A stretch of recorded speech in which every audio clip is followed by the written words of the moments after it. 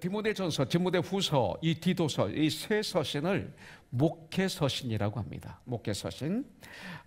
그리고 이 그레데 섬은 이 지중해 이 바다 중간쯤에 있습니다. 아주 큰 섬입니다. 2000년 전 그 당시에 아주 무역이 활발했었다고 합니다. 풍요로운 섬, 이렇게 한번 우리가 생각해 볼 수가 있습니다. 그 당시는 이 그레데 섬이 로마 제국에 속해 있었습니다. 지금은 터키하고 이 섬이 더 가깝습니다. 그리스보다. 그런데 그리스 영토입니다.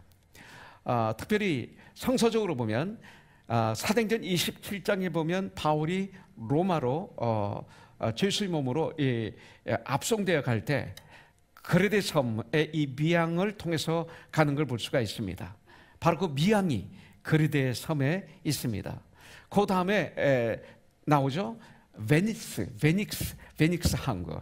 바로 이것이 그레데 섬에 있습니다. 베닉스 항구. 그래서 이 그레데는 아름다운 항구, 또 좋은 항구가 있는 또 섬입니다.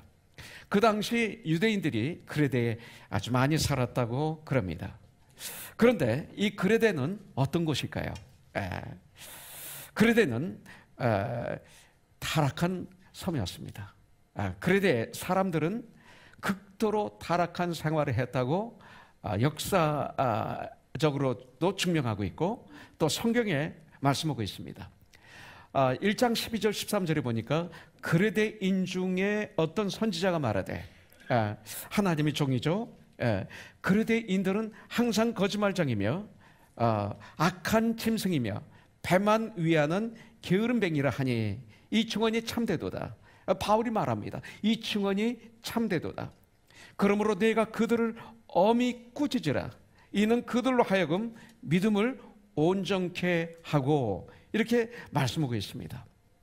아주 항상 거짓말하는 자들이다. 이렇게 말하고 있습니다. 그래서 헬라 말로 거짓말한다, 이 말은 바로 크레티저라고 한다고 그럽니다. 크레티저, 크레티저, 이렇게 말한다고 그래요. 그래서 이 크레티저, 이 뜻은 뭐냐면 그레데 사람처럼 말하는구나, 이 소리를 합니다. 그래서 거짓말하는구나, 너는 그레데 사람처럼 말하는구나, 이런 뜻이라고 말하고 있습니다. 성경은 거짓을 아주 싫어합니다. 거짓말을 아주 싫어합니다. 왜냐하면 우리 주님은, 예수님은 진리이시기 때문에, 예수님은 어제나 오늘이나 영원토록 동일하시기 때문에 주님은 거짓말을 하시지 않습니다.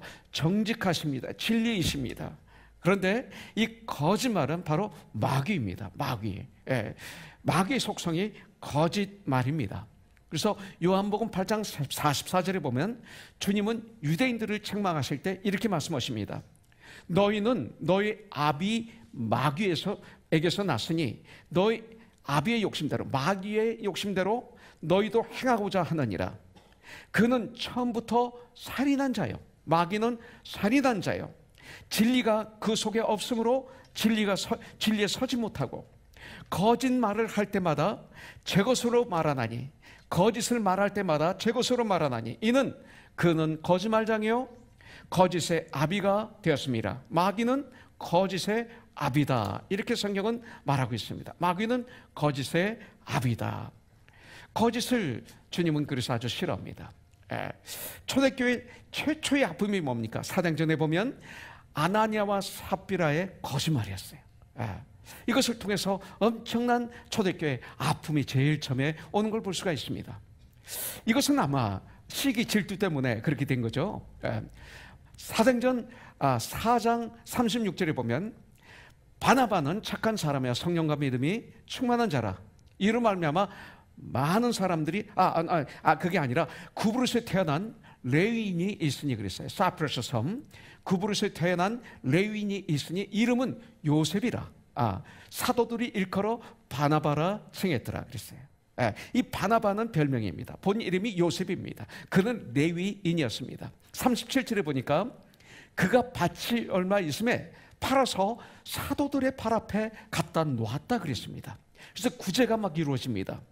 그러면서 하나님께는 영광이요 주에는 은혜가 임하고 바나바는 참 칭찬을 듣는 것을 아나니아와 삽비라가 본 것 같습니다.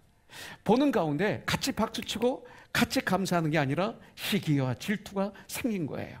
그래서 아마 그 시기 질투 있는 마음으로 사도들에게 말한 것 같습니다. 우리도 밭을 팔겠습니다. 그래서 하나님께 바치겠습니다. 그랬던 것 같아요. 그리고 팔고 나서 보니까 이게 너무나 아까운 거죠. 그래서 많은 돈을 땅에 파묻었어요. 감췄어요. 그 중에 일부를 가지고 와서 베드로에게 이렇게 줍니다. 사도에게 줍니다. 베드로가 물어보죠. 이것이 내가 판 거의 전부냐? 그럴 때 전부라고 얘기합니다. 그런데 오늘 사도행전 5장 4절부터 5절에 보니까 베드로가 이렇게 얘기합니다. 땅이 그대로 있을 때에는 내 땅이 아니며 판 후에도 내 마음대로 할 수가 없더냐? 어찌하여 이 일을 내 마음에 두느냐? 사람에게 거짓말한 것이 아니요 하나님께로다. 너는 하나님께 거짓말했다. 아나니아가 이 말을 듣고 엎드려져 혼이 떠나니 이 일을 듣는 사람이 다 크게 두려워하더라 그랬어요. 이것이 초대교회 첫 번째 아픔이었습니다. 그래서 이 거짓말, 이것은 아주 무서운 질병입니다. 왜 제일 처음 초대교회 가장 제일 처음에 일어났던 문제, 이 거짓말로 일어난 문제를 가장 먼저 기록했을까요? 거짓이 너무나 중요하기 때문에 그래요. 거짓은 마귀의 속성, 정직은 예수님의 속성. 그렇다면 나는 매 순간 어떤 속성을 택해야 될 것인가? 손해를 본다 하더라도 정직을 택한다면 사람들은 나를 트러스트하게 될 것입니다. 결과적으로는 주님은 바로 그런 분들을 사용하실 것입니다. 여러분들 생각은, 우리의 상상은 내가 그렇게 거짓말하면 내가 잘 될 것 같고 이익이 올 것 같고 그리고 정말 성공할 것 같아요. 그래서 그렇게 하는 거죠. 인정받을 것 같아요. 그러나 성경은 그렇지 않습니다. 마귀의 속성이라고 우리에게 가르쳐주고 있습니다. 그런데 이 그레데에 어떻게 해서 교회가 세워졌는지 한번 보도록 하겠습니다. 정확하게는 어떻게 세워졌는지 잘 모릅니다. 빌립보 교회는 정확하게 기록이 되어 있죠. 그런데 이 그레데 교회는 어떻게 세워졌는지 성경에 기록이 안 돼 있어요. 그러나 짐작은 할 수 있습니다. 사도행전 2장에 보면 어떤 일이 나와요. 오순절 마가의 다락방에서 성령의 충만함을, 성령의 불을 받은 120명의 믿음의 선배들이 예언하고 방언하고 막 주님을 찬양하고 하는데 그들이 말하는 모든 말이 뭐예요? 각 나라 말로 다 알아듣게 됩니다. 그때 놀래죠. 놀라운 일이 일어난 거예요. 우리가 예수 믿으면 우리 주위에 놀라운 일이 일어나는 거예요. 그러면서 어떤 유대인들이 비난을 하죠. 저들이 술에 취했다. 베드로가 담대하게 우리는 술에 취한 게 아니라 성령의 충만함을 받아노라 하면서 담대하게 설교를 합니다. 그때 그 자리에 있었던 사람이 있는데 11절에 보니까 그레데인과 아라비아인들이 나옵니다.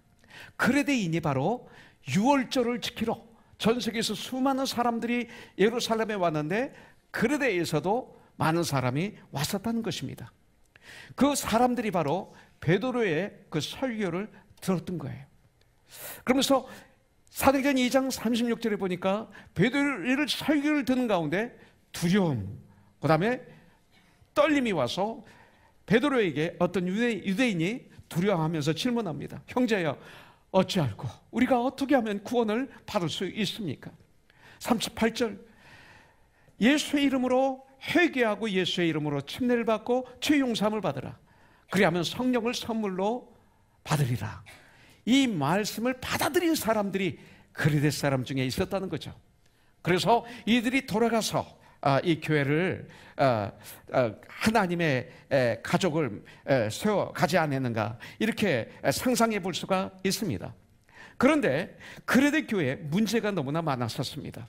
왜냐하면 문제 많은 곳에 있었기 때문에, 또 문제 많은 사람들이 들어와 있기 때문에 문제가 많았었어요. 거짓 선생들이 거기에 있었습니다. 특별히 그들 중에는 할례파가 있었습니다. 할례를 받아야만이 구원을 받는다고 주장하는 이 할례파가 있었습니다. 사도 바울은 그들을 할례파라고 말하고 있죠. 10절부터 11절에 보니까 불순종하고 헛된 말을 하며 속이는 자가 많은 중 할례파 가운데 특히 그러하니 그들의 입을 막을 것이라, 이렇게 말씀하고 있어요. 디도에게 그들의 입을 막아라, 이렇게 했어요. 이런 자들이 더러운 이득을 취하려고 마땅하지 아니한 것을 가르쳐 가정들을 온통 무너뜨리는도다.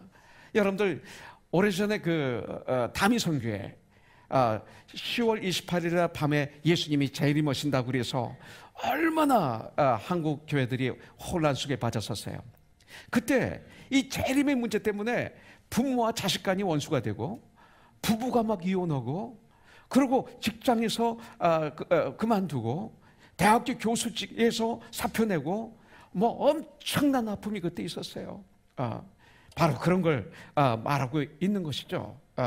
입으로는 예수를 믿는다고 시인하지만 마음으로 진정 예수님을 믿지 않았기 때문에 그들은 그렇게 행동했고 복종하지 않았고 선한 일을 버렸다는 것입니다. 여러분들, 자, 그러면 그곳에 바울은 어떻게 했어요? 그것을 보고 가만히 놔뒀어요? 그리고 불평을 했어요? 아니에요. 이 문제를 해결해야죠. 이게 교회예요. 우리 교회도 때때로 문제가 있을 수 있을 거예요. 그때 어떻게 해야 되는가? 그곳에 바울은 디도를 남겨둔 것입니다. 바로 그곳에 디도를 남겨둔 것입니다. 바로 그곳에 디도를 떨어뜨려 놓은 것입니다. 여러분들, 바로 그곳에 나를 남겨두신 것입니다. 여러분들이 살아가는 삶의 현장에 그래서 나를 남겨두신 것입니다. 5절에 보면 내가 너를 그레데에 남겨둔 이유는 남은 일을 정리하고 그랬어요. 개역 성경에 보면 부족한 일을 바로잡고 이렇게 말하고 있어요. 내가 명한 대로 각 성의 장로들을 세우게 하려 함이니, 이렇게 말하고 있어요. 바울이 디도를 그레데에 남겨둔 이유는, 디도를 떨어뜨려 놓은 이유는 하고 두 가지가 나옵니다. 첫째는 남은 일들을 정리하는 것입니다. 그 일이 뭔지를 모르겠어요. 그리고 개역 성경에 보면 부족한 일을 바로잡고 그랬어요. 무엇이 부족한가? 무엇이 남은 일인가? 우리가 1장, 2장, 3장을 자세히 읽어보면 그것이 알게 되겠죠. 여러분들이 큐티하는 가운데 발견하십시오. 그러나 오늘 우리 같이 한번 대화를 한번 해보도록 하겠습니다. 두 번째는 바울이 명령한 대로 각 성의 장로들을, 지도자들을 세우는 것입니다. 각 성마다 교회가 있었는데 그 섬 안에 각 성마다 장로들을 임명하라. 말하자면 단임 목회자를 임명하라, 이 소리로 받을 수가 있습니다. 단임 목사를 임명하라, 리더자를 임명하라, 감독자를 세우라, 이 소리입니다. 그래서 여기 장로가 나오죠. 장로교에서는 목사와 장로 제도가 있습니다. 그래서 장로교회라고 그럽니다. Presbyterian Church. 그래서 장로교회만 그게 있어요. 순복음교회는, 하나님의 성에는 목사와 집사 외에는 없습니다. 장로 제도가 없습니다. 감리교회는 목사와 집사 직분 외에는 없습니다. 목사 위에 감독이라고 그래서 목사들 중에 리더 하나를 감독, 비숍에서 세웁니다. 그 외에는 없습니다.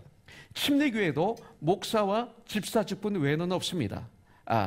그런데 우리나라에는 이 유교 사상이 들어와 있기 때문에 조금 이 장로제도, 이것을 어떤 명예, 어떤 높은 직위, 이런 그런 생각들이 있는 것 같아요. 그래서 정말 이 사역에 대한 생각보다는 어떤 명예, 또 말도 안 되는 권력, 이런 것들 때문에 모든 교파에 장로 제도를 세웠습니다. 저희 교회도 장로가 계십니다. 그러나 우리 교회는 명예 장로다. 그리고 우리 교회는 그 미닝이 elder, 원래 elder라는 뜻이 연장자라는 뜻이 있습니다. 우리 교회 연장자들로서 바로 이 일을 감당하기 위해서 그동안 열심히 주님의 일을 감당한 리더들을 이제 엘더 이렇게 임명해서 함께 이 땅에서 주님 일을 하도록, 또 다른 교회는 다 장로들이 하는데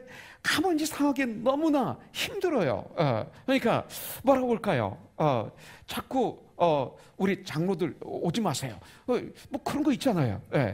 그러면 이게 어렵잖아요.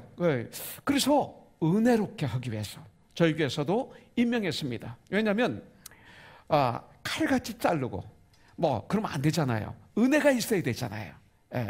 이것은 어떤 하나님께 영광이 되게 하기 위해서, 또 우리 교회 지체들이 어떤 교회 가서, 다른 교회 가서, 또 세상에 나가서 일을 할 때 그들과 함께 일을 할 수 있도록 돕기 위해서, 남을 망하게 하고도 웃으면서 잠자는 사람 많아요.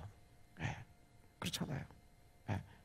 그런 사람들이 많은데 나한테는 얘기 안 해서 걱정 안 하는 줄 알았더니 걱정하는구나. 이런 감사가 들었어요. 동시에 저를 들어봤어요. 제가 어제는 한국에 갈 수 있구나.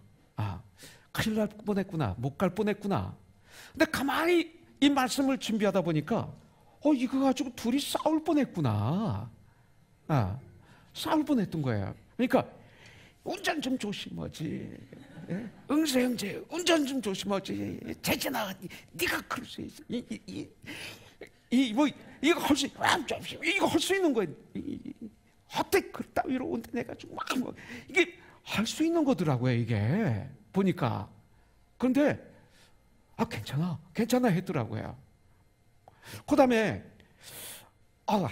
한국에 갈 수 있도록 하나님이 해주셨구나. 이렇게 감사를 했더라고요. 근데 이게 어디서 나온 거냐? 이것이 바로 주 안에서 말씀이구나. 제가 왜 이 얘기를 하냐면, 우리는 큰 문제 가지고 인생이 무너뜨려지는 것이 아니라 아주 작은 이런 문제 가지고 사실은 인생이 무너지거든요. 그렇잖아요. 이런 문제 가지고 싸우다가 이혼한 분도 있다고요. 바로 그거지. 이것이 바로 그리스도의 편지 아닐까요? 너무 크게 생각하지 말자는 거죠. 이것이 바로 그리스도의 향기 아닐까요? 이것이 바로 그리스도의 대사가 아닐까요?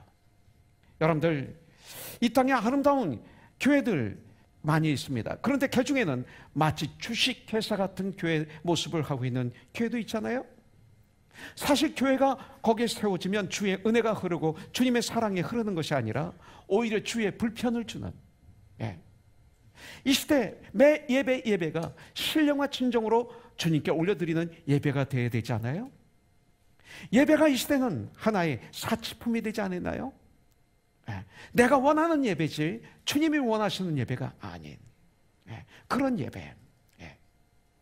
저는 이 시대도 성경에 나오는 그런 예배, 그런 교회가 100% 가능하다고 믿습니다. 바울과 디도와의 관계가 지금도 가능합니다. 바울과 디도는 목사와 부목사의 관계가 아닐까요? 이 시대에 이런 관계를 보기가 참 힘듭니다. 그러나 바울과 디도와 같은 관계가 당연한 거가 아닐까요? 왜 안 되나요? 죽도록 전쟁하지 않아서 안 되는 거죠. 이것이 얼마나 중요한지 모르기 때문에, 엉뚱한 데 온 힘을 쓰기 때문에 안 되는 거죠.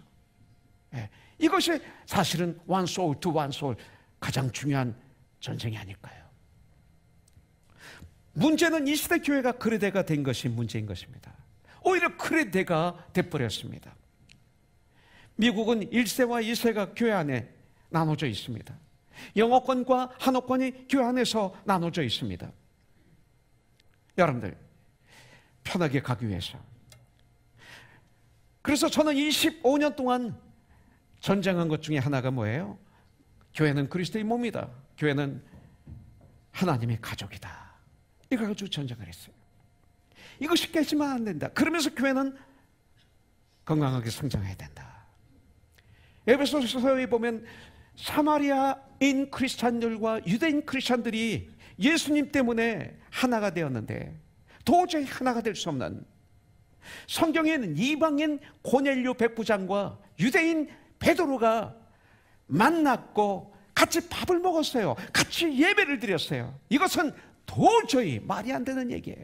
그 당시 이런 기적이 일어났는데, 그런데 왜 언어 때문에, 세대 때문에 교회가 찢겨져야 하나? 이것입니다. 믿음은 편함이 아니잖아요. 여러분들, 십자가에서 온피한 물을 쏟으시고 내가 이만큼 너를 사랑한다 하시면서 주님은 나를 따르라 그러셨잖아요. 주님의 희생을 우리도 조금은 누려야 되지 않을까요? 주님이 당하신 고난을 우리도 1000분의 1, 10,000분의 1은 누려야 되지 않을까요? 나의 삶의 현장에서. 지금까지 나의 전쟁은 기본을 튼튼히 세우는 전쟁이었어요. Back to the basic. 무엇보다 참된 교회, 참된 지체로 지어져가는 이 전쟁, 이것이 가장 중요하다고 믿어요. 그레데 교회가 이렇게 지어져 가기 위해서 바울은 디도를 떨어뜨린 거예요. 디도는 바울의 전도로 개종한 이방인 헬라인이었습니다. 진실한 동역자였죠, 바울이. 여러분들에게도 동역자가 있기를 바랍니다. 4절에 보니까 바울이 얼마나 신뢰했어요. 같은 믿음을 따라 나의 참 아들 된 디도에게 편지한다 그랬어요. 참 아들이라고 말했어요. 다른 성경에서 보면 내 동역자다, 내 형제다, 나의 동료다라고 말했어요. 이렇게 디도를 동료라고 그랬고 코워커라고 그랬고 동역자라고 부르고 있습니다. 바울은 고린도후서에서 보면 디도를 통해서 위로를 받았고 디도가 있으면 든든한 마음을 가졌던 것을 알 수가 있습니다. 나는 이 시대 교회 담임 목사와 부목사의 사이가, 목사와 성도와의 관계가, 성도와 성도와의 관계가 바울과 디모데 같은 그런 사이가 되기 위해서 전쟁해야 된다고 전 믿습니다. 그럴 때 우리는 one soul to one soul을 이루게 되리라고 믿습니다. 이것이 행복이고 이것이 승리입니다. 주 안에서 능치 못함이 없습니다. 여러분들, 우리는 그레데 섬에 남겨진 디도와 같은 존재라고 성경에는 말하고 있습니다. 우리는 그레데 같은 이 땅에 주님께서 떨어뜨린 이 시대의 디도입니다. 디도서 3장에 보니까 선한 일을 힘쓰게 하려 함이라 성경은 말하고 있습니다. 하나님께서 교회를 바로 세워 건강한 교회, 건강한 하나님의 가정인 교회를 만들어야 할 책임을 우리에게 주셨습니다. 여러분들, 타락한 세상을 바로 잡아야 할 책임을 우리에게 주셨습니다. 가장 선한 일은 예수님을 전하는 일이죠. 말씀으로, 나의 삶으로, 나의 삶의 현장에서 작은 예수가 되어서, 그것이 주님의 명령이죠. 지옥을 향해서 달려가는 수많은 사람들에게 사랑의 예수님을 전해 그들이 예수님을 믿고 구원받아 영생을 얻는, 천국으로 달려가는 축복받은 사람들로 인도하는 이런 제사장의 직분을 잘 감당하기를 주님의 이름으로 축복합니다. 여러분, 지금 어디 있습니까? 여러분들, 바로 그곳이 그레데입니다.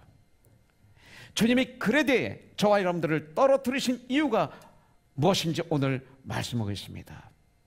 나를 그레데에 남겨두신 그 이유, 여러분들, 그레데에 떨어뜨려진 삶을 살기 위해서 가져야 될 우리의 자세가 있습니다. 쉬운 일은 아닐 겁니다. 요셉을 그레데 같은 그 경비대장 집에 떨어뜨렸고 감옥에 떨어뜨렸습니다. 여러분들, 요셉은 하나님 말씀대로 순종했더니 어떻게 됐습니까? 노예로 팔려갔습니다. 하나님의 말씀대로 순종했더니 억울하게 감옥에 갇혔습니다. 하나님의 말씀대로 그렇게 감옥에서 열심히 해주었더니 도와준 사람들이 배신했습니다. 그럼에도 포기하지 않고 요셉은 삶의 현장에서 온 마음과 온 정성을 바쳐서 최상으로 옥합을 깨뜨렸던 여인처럼 자기 몸을 그렇게 깨뜨리는 참 삶을 살았던 요셉. 결국 그는 애굽의 세칸맨이 되었습니다. 여러분들, 요셉이 꿈을 꿀 때 자기가 미래의 애굽의 세칸맨이 될지 몰랐습니다. 그러나 그는 애굽의 세컨맨이 된 거예요. 우리는 하나님의 첫째예요. 우리는 세컨맨이 되는 거예요. 사도 바울도 마찬가지입니다. 복음을 증거하겠다고 헌신하고 나가니 감옥에 갇힙니다. 가이사라 감옥에서 2년을 갇혀 있게 됩니다. 결국 바울은 로마 황제 앞에 서게 되는 것이죠. 여러분들, 다메섹 도상에서 예수를 믿었을 때 바울은 주여 내가 무엇을 하기를 원하나이까 할 때 하나님은 분명히 비전을 알려주셨습니다. 너는 로마 황제 앞에서 나를 전해야 할 것이라. 평생 동안 그걸 붙잡고 살았어요. 근데 그것이 현실로 이루어졌습니다. 그것은 쉽지 않았습니다. 현대교회의 진정한 위기는 고난을 통해서 주님께 영광을 올려드리지 못하는 데 문제가 있습니다. 그레데에 남겨진 참 그리스도인들의 특징은 바로 요셉입니다. 바울입니다. 우리들의 모든 삶을 통해 그것이 질병이든 사업의 어려움이든 가정의 문제든 관계의 문제든 결과적으로 하나님이 하시는 일을 나타내는 일이 되기를 원합니다. 우리의 삶을 통해서 내 안에 계신 주님의 참 평화를 어떤 일이 있어도 빼앗기지 마세요. 여러분들, 심지어 죽음도 나를 이기지 못합니다. 내가 죽을 수는 있어도 죽음이 내 믿음은 뺏어가지 못하게 하십시오. 마태복음 10장 28절에 보면 인자가 온 것은 섬김을 받으려 함이 아니라 도리어 섬기려 하고 자기 목숨을 많은 사람의 대속물로 주려 함이라 그랬어요. 이것이 한 영혼 한 영혼입니다. 이것이 바로 one soul to one soul입니다. 주님은 저와 여러분들을 이 시대의 그레데에 떨어뜨려 주셨습니다. 여러분들, 두 부류가 있습니다. 어떤 분들은 돈을 따라가는 분들이 있어요. 돈을 쫓아가요. 그래서 저기가 더 낫다고 그러면 아틀란타로 확 가셨다가 저 뉴욕으로 갔다가 막 따라다니다가 이 땅을 떠납니다. 어떤 분은 예수님을 따라갑니다.